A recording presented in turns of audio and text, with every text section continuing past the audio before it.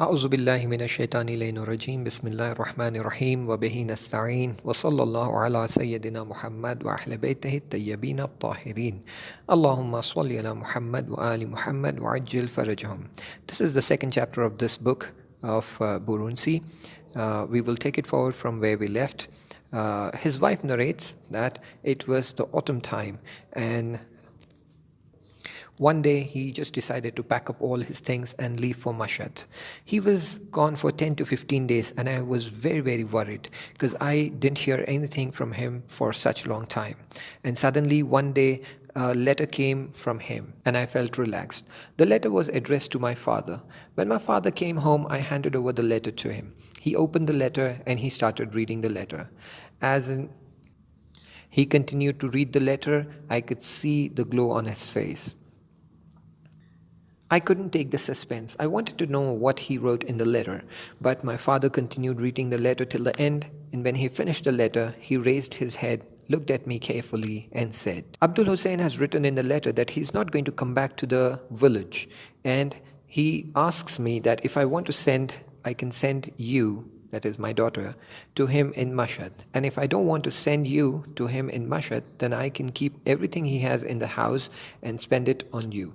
Except that he wants me to send his son to him. Then he looked at the address on the letter carefully and he said, in the current conditions, it is very difficult to continue living in this village. I think it's better that you pack up and you go and join him in Mashhad. Inshallah, we will also pack up our stuff here and we will soon come and join you all in Mashhad. This place is no longer good for living for people like us. From this day on, we started preparing for the travel. Whatever stuff we had at home, we sold most of it and we repaid all the loans and dues that we had. And whatever stuff was left, we packed that up and along with my father, I left for Mashhad. When we reached the address given on the letter, I noticed that it was a very posh and expensive area. I was wondering, how did he find a house in this area? When I inquired from him about how he found such a good house in this area, he told me that this house belongs to the person whose land was allocated to him in the village, and he refused to take that land.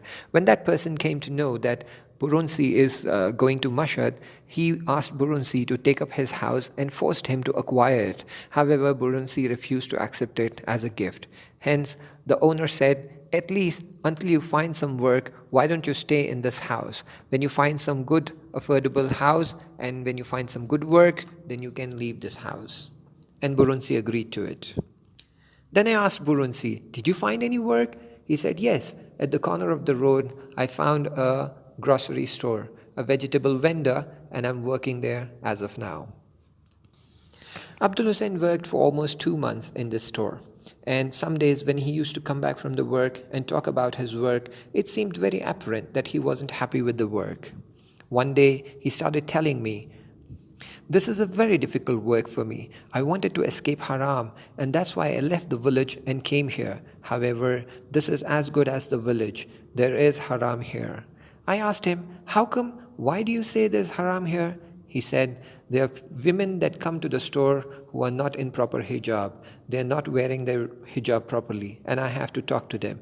More than that, the vegetable vendor is not the right kind of a person. He sprinkles a lot of water on the vegetables, making them heavy. Then he took a deep sigh and said, from tomorrow onwards, I'm not going there anymore. Then I asked him, then what do you want to do? He said, don't worry. Allah subhanahu wa ta'ala is great. He will definitely find a solution for us. Next day, early morning, he left looking for work. And by the middle of the day, he returned. I asked him, did you find any work? He said, yes, I found a job at dairy store. I asked him, how much is the guy willing to pay you per day? He said, it's better than earlier. He's willing to pay me 10 tuman per day. I think he worked for 10 or 15 days at the store, and one day he came early at home. And I wanted to ask him why is he early back home, but I looked at his hand and I found that he's carrying a crowbar and an axe in his hand. I asked him, why do we need all these things? He said, with the grace of Allah subhanahu wa ta'ala and the blessings of Charda Masumin alayhi salam, I am going to start working as a worker from tomorrow.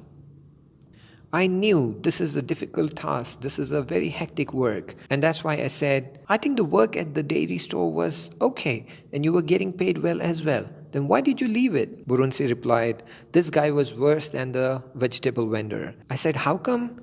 He said, he used to sell less. He used to weigh less, and then he used to add lots of water in the milk. Not just that, he wanted me to become like him. He said, if you want to progress in life, if you want to be someone, then you have to do all these things to make it big in life. Next day, early morning, he left looking for work.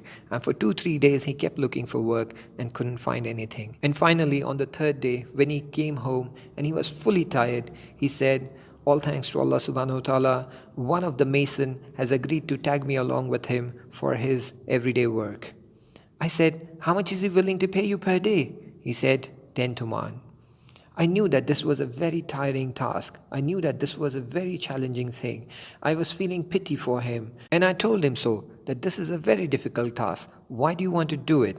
He said, it's okay. When you work hard and shed sweat and earn money, it is halal risk. And it is much better than working for others. Slowly and steadily, he started gaining expertise in his work, and subsequently, there were people working for him. And now he was earning much better than earlier. During these days, his mother came to visit us. And when she came, she brought along a pack of bread and 2-3 kilos of yogurt along with her. And there were other things too as gifts. Abdul Hussain quickly took the bag of all the eatables and took it to the kitchen and kept them in the kitchen. Then his mother said, let me feed something to my grandson Hassan. Then Borunsi said, that's okay. Right now no one's really hungry. Let's just sit and talk. Inshallah, we will eat all this stuff later on. Then I noticed that neither did he eat anything from it, nor did he allow me or Hassan to eat anything from it. And later on, when his mother went for ziyarat to the haram of Imam Raza alayhi salam, he quickly went to the kitchen, took the bag of the gifts and the eatables and went out and had them weighed. And when he confirmed the weight of the stuff, he calculated the money and paid the equal amount to the poor people. And once he did that, he came back home and allowed me and Hassan to eat stuff from it. And whatever has transpired, he made sure that his mother never came to know about it. After a few days, his mother wanted to go back, and Abdul Hussain told his mother to stay along with them. Then she said, son, what about your father? He is alone there. Then Abdul Hussain said, bring him along here. Let him come and stay here with us. However, his mother did not agree, and she wanted to go back. So Abdul Hussain tagged along with him and went to the village, and he met his father and spent some time with him. Later on, when he wanted to return, he gathered the youth of the village and said, if there's anyone who's interested to study theology and the seminary studies, that is Hawza Ilmiya, they can come along with me to Mashhad, and I will bear their expenses. 3 of the young kids went and convinced their parents and agreed to come along with Borunsi. He got the 3 kids here and got them admission in the Hawza Ilmiya in Mashhad, and he used to bear their expenses just like his own sons. And he also was part of the Hawza Ilmiya, and he was studying there as well. During the day, he used to work hard, and during the evenings, he used to study the dars of Hawza Ilmiya. I must tell you, I was pregnant at that time, and my parents had moved to Mashhad, and they were living their independent life in a separate house. One day, when I was at my mother's place, I suddenly felt sharp pain in my stomach. It was the month of Mahe Ramadan, and the time for iftar and Maghrib was very close, and Abdul Hussain was not at home either. Inshallah, we will continue in the next chapter and complete the details. Until then, Altamasi dua, Khuda Hafiz.